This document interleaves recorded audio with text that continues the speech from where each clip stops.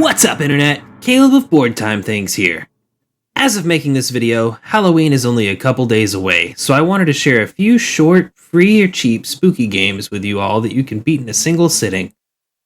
Now, I've never really been a fan of the horror game genre, but sometimes I like to branch out and play something a bit creepy or unsettling.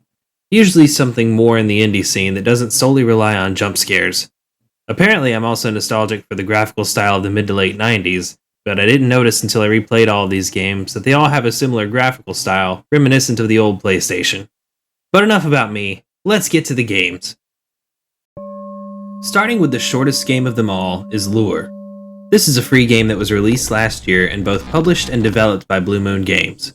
Lure is a first-person atmospheric horror game that puts you in the shoes of a person who follows the advice of a homeless man who knows of an old man who will pay you to fish. This game can literally be completed in under 5 minutes, even if you stop to explore everything, so I'm not going to give out too much information. Basically, you meet up with an old man, by a van, who says he will pay you to bring him a fish. He loans you a fishing rod, you catch the fish, you bring it back, and he decides he wants more fish. That's basically the story. But the entire time there's an uneasiness to the atmosphere, and you probably won't see the end coming. This game is free, so check it out. 10 out of 10 has fishing.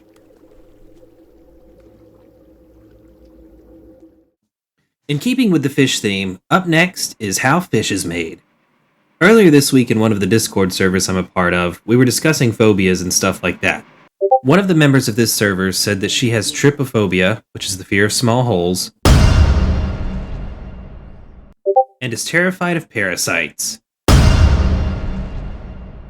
And I gotta say, the Parasite may have the best musical number in gaming since the Great Mighty Pooh and Conker's Bad Fur Day.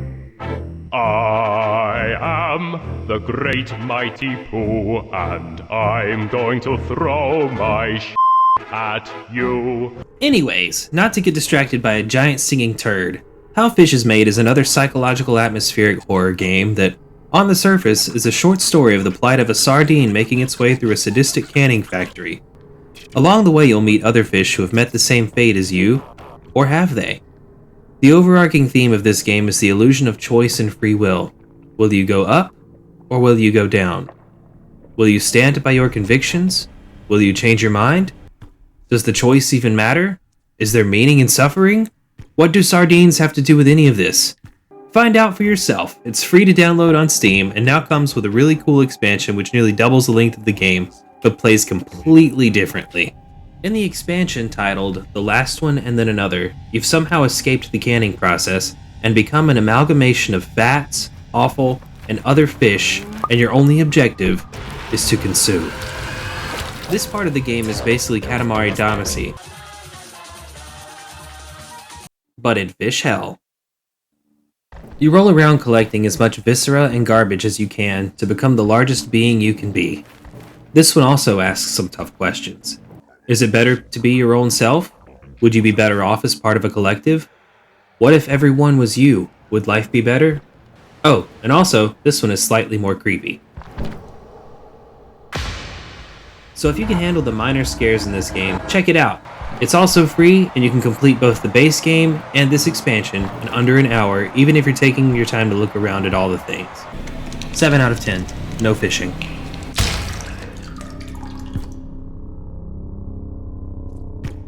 Up next is probably the most disturbing and legitimately unsettling game on this list, Fingerbones. Created by David Szymanski as a test to himself to see if he could create a minimalistic atmospheric horror game, I think he succeeded.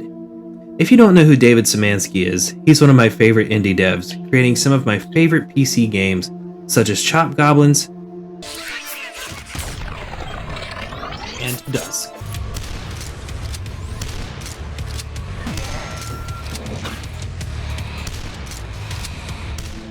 Back to Fingerbones. Due to the adult nature of what this game insinuates, this game is 100% not for children. You've been warned. Where every other game on this list is kind of humorous and how weird they are, this one is straight up depressing. If you've played any indie horror games, the premise of this game is nothing new. You search for notes hidden around rooms, find clues in the notes, and use those clues to slowly unravel the story and get further into the game. Thankfully, you won't have to worry about cheap jump scares in this one. The story itself is disturbing enough to warrant not having to rely on cheap scare tactics. While the sound effects were all created from samples available under Creative Commons, the sound design is what really makes this game stand out to me. It's always creating a sense of tension, with the music reacting to what you're currently doing. The puzzles are either going to be super easy for you or make no sense at all. Full disclosure, I misread one of the notes, so I didn't understand the second clue and had to cheat to progress. Wasn't proud of it. Other than that, if you're paying attention, it should be no problem. If you'd like to see how messed up the story in this game gets, it's also free. It took me nearly 40 minutes to complete, but you can probably do it in about 20 if you don't misread the clues.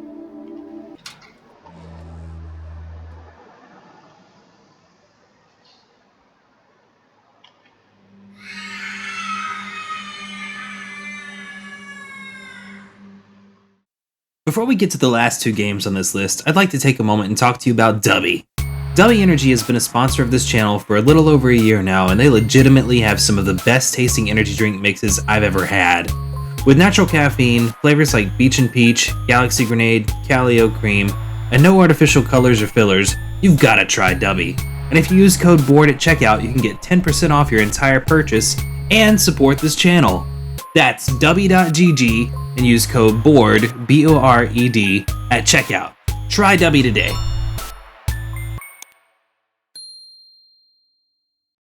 Now, back to the spooky games. I know I said Fingerbones was the most unsettling on this list, but this one may actually be the scariest of all because it gives you the most terrifying of all tasks. Customer service. It's your first day on the job at Happy's Humble Burger Barn. First things first, it starts like most people's average workday, tasking you with driving to work. And much like my own life, sometimes the car just doesn't like going up hills.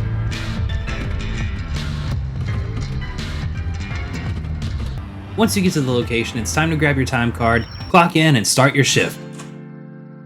I'm a sucker for cooking games, so I was super excited to see how cooking was going to be implemented and how it was going to get spooky. But first, we gotta get the restaurant prepped. Smoke a cigarette, turn on the lights, you know, the usual. And that's when the customers start coming in. Getting the items they order is mostly as simple as going to the drink machines or the fryers and grabbing what they want and throwing it to them.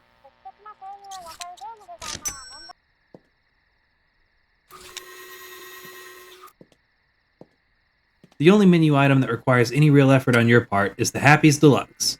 To make one of these bad boys, you simply throw all of the ingredients onto the assembly board and the sandwich will magically assemble itself.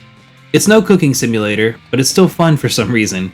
Again, I don't know why I enjoy cooking games so much, but I really do. Maybe I should make a video on my favorites. Anyways, I'm getting sidetracked. So by now you've gotten pretty good at serving customers.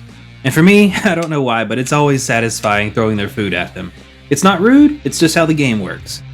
But then the game starts throwing additional tasks at you.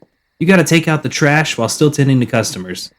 Just when you were wondering when things were gonna get spooky, stuff starts to get weird. Fast. And then it goes back to normal just as fast, leaving you with an uneasy feeling as you continue to serve more customers. What the heck is that?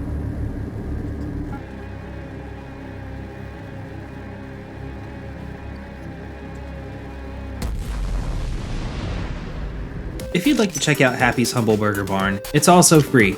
And if you really like it, it was actually created as a proof of concept and a prequel to Happy's Humble Burger Farm, which expands on the story that you see at the end of this game, Happy's Humble Burger Barn.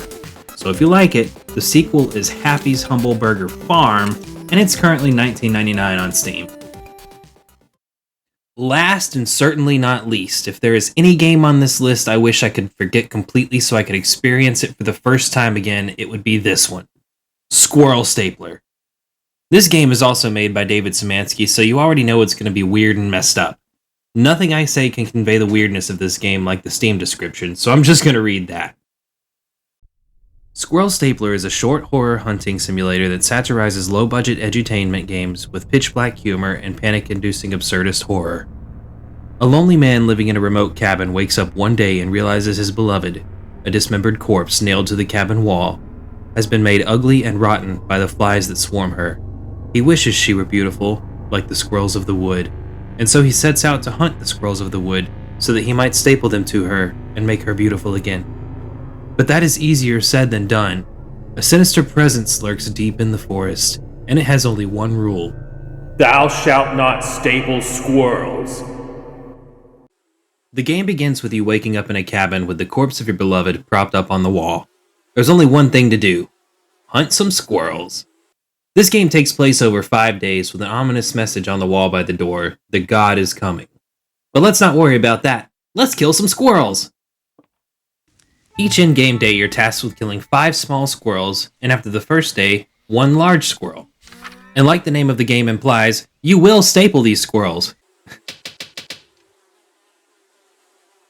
I literally laughed out loud the first time I encountered a live squirrel because they have no animation whatsoever, and it was funny to me. It's just stupid, and I love it. To keep the game from getting repetitive, there are a few quality of life aspects that I really liked about this game. First of all, for no reason other than to be funny and make the game less tedious, there's a patch of poison grass right outside your cabin that you can find at least 1 dead squirrel in every morning. So pick it up and get to hunting the rest. There are also different notes scattered around for you to find. Some of them have squirrel facts, some are stories, some are world building notes, and they all change each day, so you'll need to seek them out every day to get all of the info. Of all these notes scattered around, my favorite is the story of the artist. Just to get a glimpse of the story, I'm going to read the Day 3 entry. The newly crafted half-woman screamed and wailed, clawing her way in circles around the room as blood poured from the bottom of her torso and entrails flopped around in tangles. The artist sobbed and looked to the old woman, who was examining the pennies he'd given her, unfazed. She caught his gaze, shrugged, and said, "I reserve a special spell for these circumstances." She pointed to an axe mounted on the wall. So if stapling squirrels to a corpse wasn't enough motivation, finishing these stories should entice you to keep playing. There's even holy scripture of the squirrels in your cabin, with my favorite page in it also appearing on Day 3.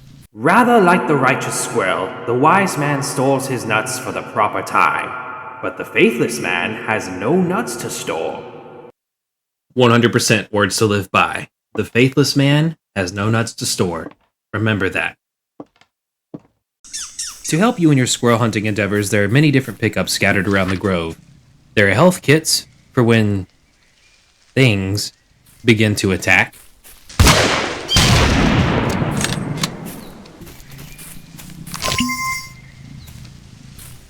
Ammo for when you run low, and energy drinks that make hunting the squirrels as easy as chasing and gunning them down.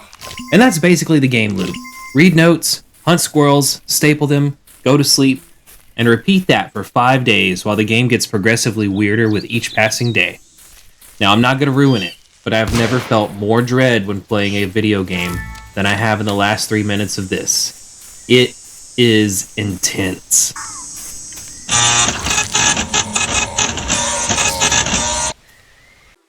So if you like absurd humor and genuine spooks, I cannot recommend this game enough. Like I said earlier, I wish I could play it again for the first time. The slow build, the sense of tension, the not knowing what's going to happen, the finale, it's all top-notch. This game's regularly $7.99 on Steam, but is currently discounted to $6.79 for Halloween. It's less than $10, and that's a bargain. If you just want to play a fun game, pick it up. You won't regret it.